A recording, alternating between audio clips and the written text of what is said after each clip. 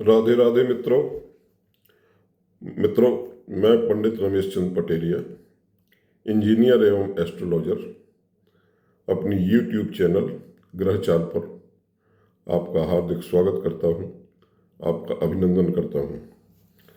मित्रों, आज हम एक विशेष महत्वपूर्ण विषय वस्तु को लेकर आपके सामने उपस्थित हुए हैं। तो मित्रों, हम आज मूल नक्षत्रों पर बात करने जा रहे हैं। मित्रों, चलिए हम आज अपनी यात्रा शुरू करते हैं। मूल नक्षत्र क्या होते हैं मित्रों, और इनका जीवन में क्या प्रभाव होता है?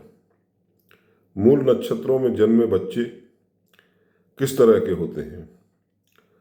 तो मित्रों, बच्चा जो है यदि मूल नक्षत्र में पैदा होता है तो पंडित लोग या ज्योतिषी लोगों के पास जब आप जाते हैं तो वो कहते हैं कि इसका जन्म जो है मूल नक्षत्र में हुआ है, यानी मूल पड़े हैं,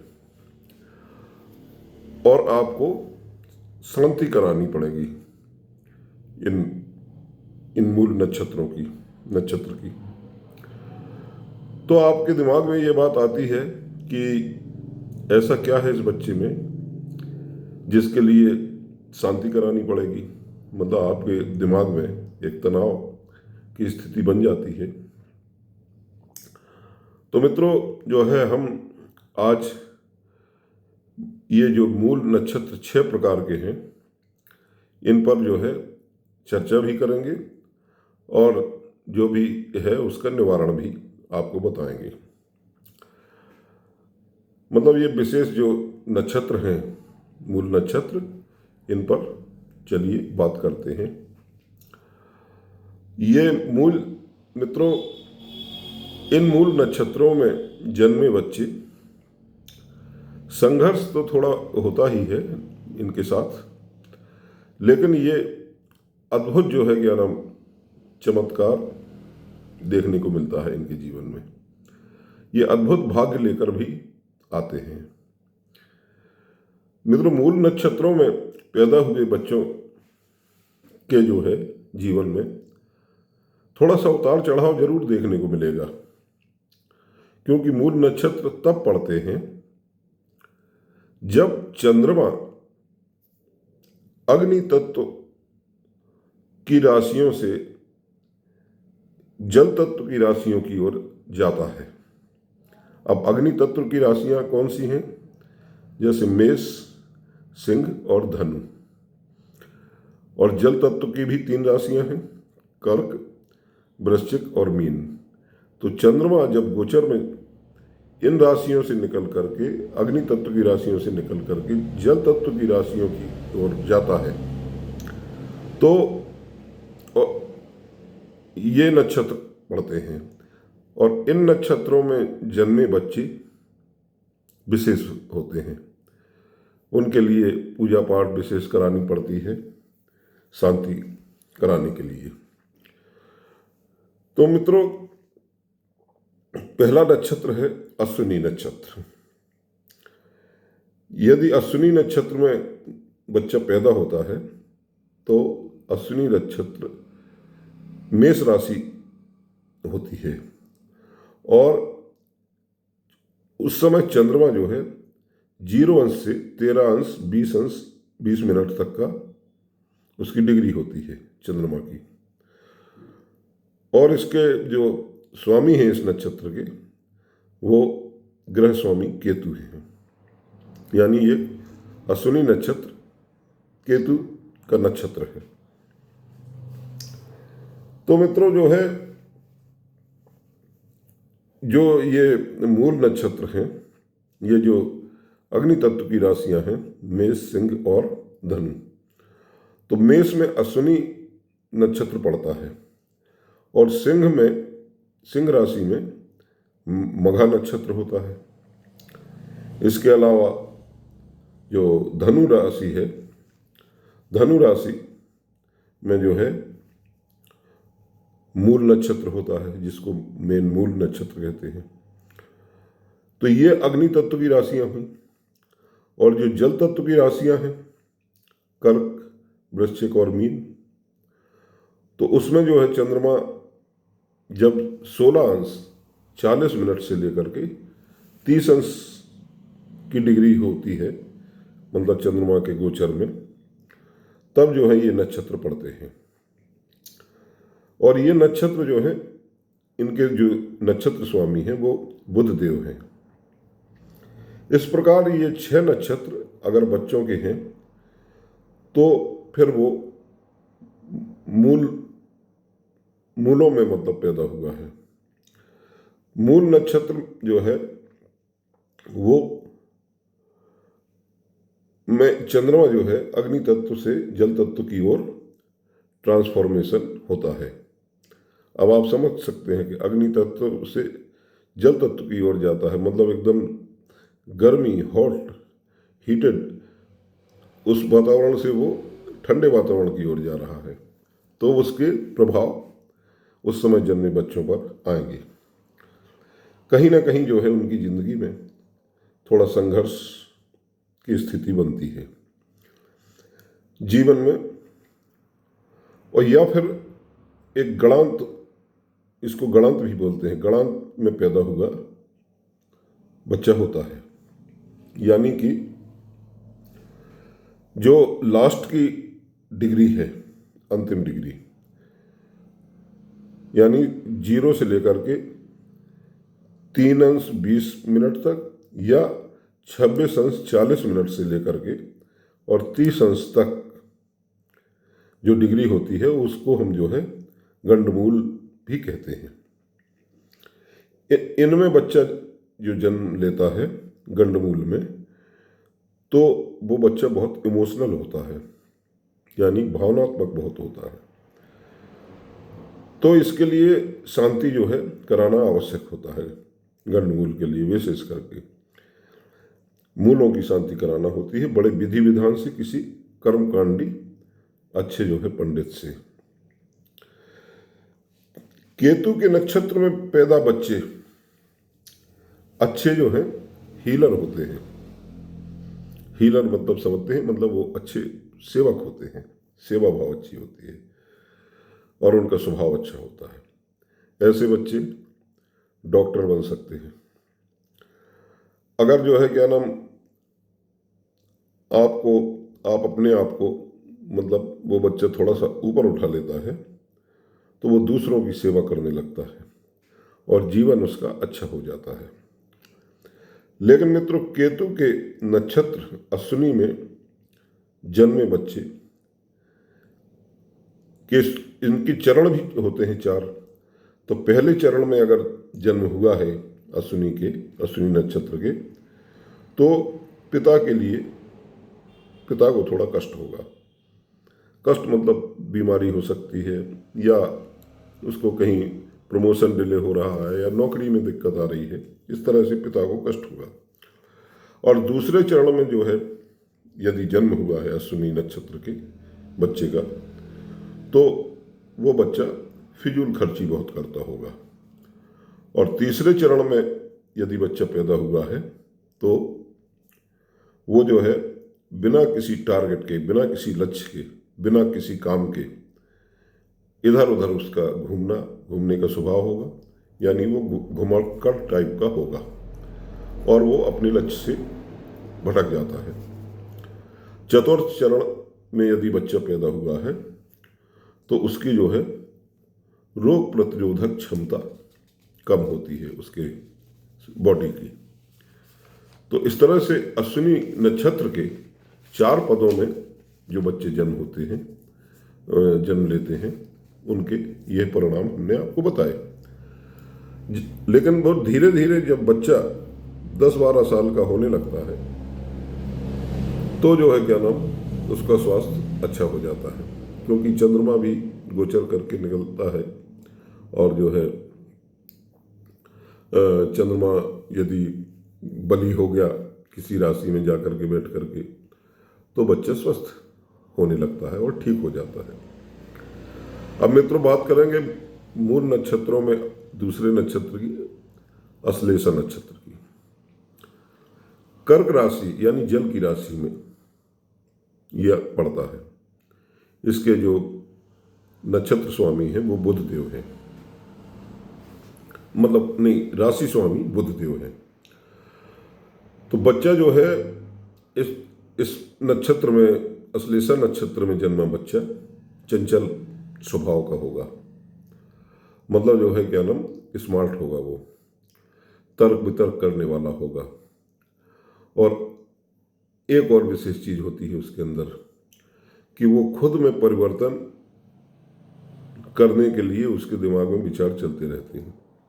भाई जैसे मान लीजिए उसको कुछ ये लगा कि धर्म अच्छा है, धर्म को मानना चाहिए, या मैं अभी खेलता ज़्यादा हूँ, मुझे पढ़ाई करनी चाहिए, तो उसके अंदर एक परिवर्तन उसके दिमाग में की बात चलती रहती है, और वो जो है इस बात को स्वीकार भी कर लेता है, यानी वो परिवर्तन कर सकता है अपने अंदर अंदर। अगर जो है क्या नाम ये प्रथम चरण में पैदा हुआ है तो कोई दोष नहीं माना जाता। अश्लेषा नक्षत्र में द्वितीय जो है पद में या द्वितीय चरण में अगर पैदा हुआ बच्चा है तो पैतृक संपत्ति को हानि पहुंचाएगा, या तो पैतृक संपत्ति को बेच देगा या नष्ट करेगा किसी तरह से भी, यानी उसको बढ़ाएगा नहीं संपत्ति को। और तीसरे चरण में माता के लिए कष्टकारी होगा, और चौथे चरण में अगर बच्चा पैदा हुआ है यानी अश्लेषा नक्षत्र के, तो वो जो है फिर पिता के लिए कष्टकारी होगा। तो इसमें जो है शांति करा लेना चाहिए, ताकि हम जो है परिवार जो है अरिष्ट से, किसी भी प्रकार के अरिष्टों से बचा जा सके। अब मित्रों, तीसरा नक्षत्र जो मूल नक्षत्रों में आता है वो मघा है। ये जो है सूर्य की सिंह राशि, यानी ये अग्नि तत्व की राशि है, उसमें जो है ये मघा नक्षत्र पड़ता है। ऐसे लोग बहुत जो है स्ट्रेट फॉरवर्ड होते हैं, यानी साफ बोलने वाले होते हैं, बोलने में स्पष्टवादी होते हैं, मतलब वो जल्दी क्रोधित भी हो जाते हैं, क्योंकि ये थोड़ा सा अग्नि तत्व का नक्षत्र है, और लेकिन धनवान भी होते हैं। प्रथम चरण में यदि 0 से 3 अंश 20 मिनट तक में उसका प्रथम चरण होता है, यानी प्रथम पद होता है मघा नक्षत्र का, तो उसमें जो है ये ननिहाल के लोगों को कष्ट होगा, जैसे मामा हुए, नाना हुए, नानी हुई। और अगर दूसरे चरण में पैदा हुआ है तो वो पिता के लिए कष्टकारी है। और तीसरे चरण में जन्म लेने वाला बच्चा मघा नक्षत्र में, मतलब वो जो है तीसरे नक्षत्र में अगर जन्म हुआ है तो वो शुभ फलदायक होता है। और चौथे चरण में अगर जन्म हुआ है बच्चे का मघा नक्षत्र के, तो वो धन और विद्या के लिए बहुत ही अच्छा होता है। कुल मिलाकर के मघा नक्षत्र में पैदा हुए बच्चे धनवान होते हैं मित्रों। अब मित्रों हम चौथे नक्षत्र की बात करेंगे, मूल नक्षत्र की। ज्येष्ठा नक्षत्र है चौथा नक्षत्र। ये मंगल की वृश्चिक राशि, मतलब ये वृश्चिक राशि के स्वामी मंगल हैं, और ये बुध का नक्षत्र है, यानी राशि के स्वामी मंगल देव हैं और नक्षत्र स्वामी बुध हैं। ज्येष्ठा नक्षत्र में पैदा हुए बच्चे हृदय से साफ मन के होते हैं, यानी उनका हृदय बिल्कुल क्लीन होता है। समझाने और सीखने के लिए उनके अंदर अच्छी क्षमता होती है। गलत काम नहीं करते हैं, मतलब पसंद ही नहीं करते, और धर्मपरायण होते हैं। जीवन में बढ़ने के लिए बहुत मेहनत या संघर्ष करते हैं, करना इसमें, क्योंकि मूल नक्षत्र संघर्ष तो देता ही है। इस प्रथम चरण में अगर बच्चा पैदा हुआ है ज्येष्ठ नक्षत्र के, तो बड़े भाई, ताऊ, दादा आदि को कष्ट मिलेगा थोड़ा। और द्वितीय चरण में जन्मे बच्चे को मघा ज्येष्ठा नक्षत्र में छोटे भाई बहन को कष्ट मिलेगा, या छोटे भाई बहन हो सकता हो ही ना। और तृतीय चरण में पिता के लिए कष्टकारी है, और चतुर्थ चरण में खुद के लिए जो है कष्ट होता है। तो ये ज्येष्ठ नक्षत्र थोड़ा सा असफलदायक है। मूल नक्षत्र, पांचवा नक्षत्र है मूल नक्षत्र। तो ये केतु का धनु राशि में बृहस्पति का की राशि है, मतलब धनु राशि बृहस्पति की है, उसके स्वामी राशि स्वामी बृहस्पति है, और नक्षत्र मूल नक्षत्र के जो स्वामी है वो केतु है। तो ये उदार हृदय के होते हैं, ऐसे लोग बड़े दिल वाले होते हैं, परिवार और वंश परंपरा को मानने वाले होते हैं, मिलनसार होते हैं, परोपकारी भी होते हैं, धन वाहन से युक्त होते हैं। मूल नक्षत्र वाले जो हैं, जो बच्चे होते हैं, वो थोड़ा क्रोधी होते हैं। तो मित्रों, पहले चरण में जो है पिता को कष्ट, अगर पहले चरण में पैदा हुआ है बच्चा मूल नक्षत्र में, पहला चरण पड़ा है तो पिता को कष्टकारी है, और दूसरे चरण में माता को कष्टकारी है, तीसरे चरण में जो है धन हानि कराएगा, और चौथे चरण में अगर पैदा हुआ है तो वो शुभ फल देगा। तो मित्रों, ज्येष्ठ और मूल नक्षत्रों के लिए विधि विधान से जो है शांति पाठ कराना चाहिए, ताकि जीवन में अनिष्टों से बचा जा सके। मित्रों, जो छठवां नक्षत्र है वो है रेवती नक्षत्र। ये जो है अच्छा नक्षत्र है, माना गया है। मतलब ये बुध की राशि पड़ती है, जल तत्व की राशि है ये, है ना। तो यानी ये मीन राशि जो है तो ये जो है बृहस्पति की राशि है ये, यानी राशि स्वामी बृहस्पति है, और नक्षत्र स्वामी जो है वो बुध है, बुधदेव है। तो ऐसे बच्चे जो होते हैं उन बड़े अच्छे व्यक्तित्व वाले, गुड लुकिंग, और मतलब उनकी अच्छी उपस्थिति, चार्मिंग उपस्थिति होती है, तर्क वगैरह में जो है बहुत माहिर होते हैं, और धनवान भी होते हैं। और मीन राशि चूंकि बुध के नक्षत्र में है तो जो है अच्छी मानी गई है, ज़्यादा कष्टकारी नहीं है। ये बहुत ही अच्छा नक्षत्र है, रेवती नक्षत्र बहुत शुभ फलदायक है। मूल नक्षत्रों में प्रथम चरण में पैदा हुआ बच्चा राजा के समान वैभवशाली होता है, यानी वो नेतृत्व होगा उसमें, और उसके पास धन संपदा, वाहन, सुख सब कुछ होगा। और द्वितीय चरण में यदि पैदा हुआ है बच्चा रेवती नक्षत्र में, तो वो मंत्री के समान उसको सुख प्राप्त होगा, यानी थोड़ा एक पॉइंट कम। और अगर तीसरा पद है में पैदा हुआ है रेवती नक्षत्र में, तो वो धनवान होगा।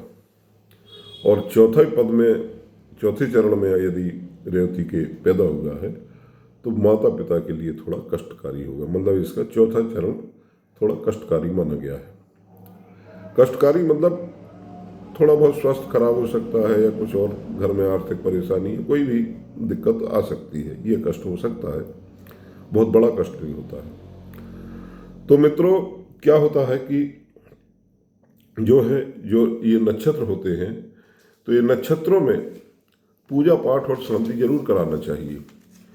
इसके अलावा जो है मूल नक्षत्रों में जो है जो बच्चे होते हैं, तो ये भी कहा जाता है कि पिता को 27 दिन तक उस बच्चे का चेहरा नहीं देखना चाहिए। लेकिन आज के आधुनिक युग में ऐसा संभव नहीं है। भाई पति पत्नी बाहर जॉब करते हैं और मूल नक्षत्र में बच्चा हो गया, तो वहाँ कौन सहायता करने वाला होगा। लेकिन हाँ, शांति पाठ जरूर कराना चाहिए।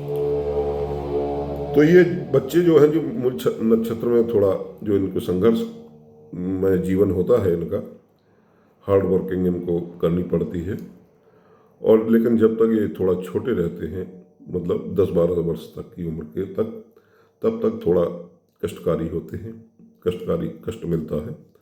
और इसके बाद जो है क्या नाम, इनका जीवन अच्छा चलने लगता है, मतलब शांतिपूर्वक चलता है। तो इसमें शांति जरूर कराना चाहिए। तो मित्रों जो है, अगर ये वीडियो आपको पसंद आया हो मेरा, तो इसको सब्सक्राइब जरूर करें। और अब अगले विषय वस्तु पर मिलेंगे, तब तक के लिए जय श्री राम, नमस्कार।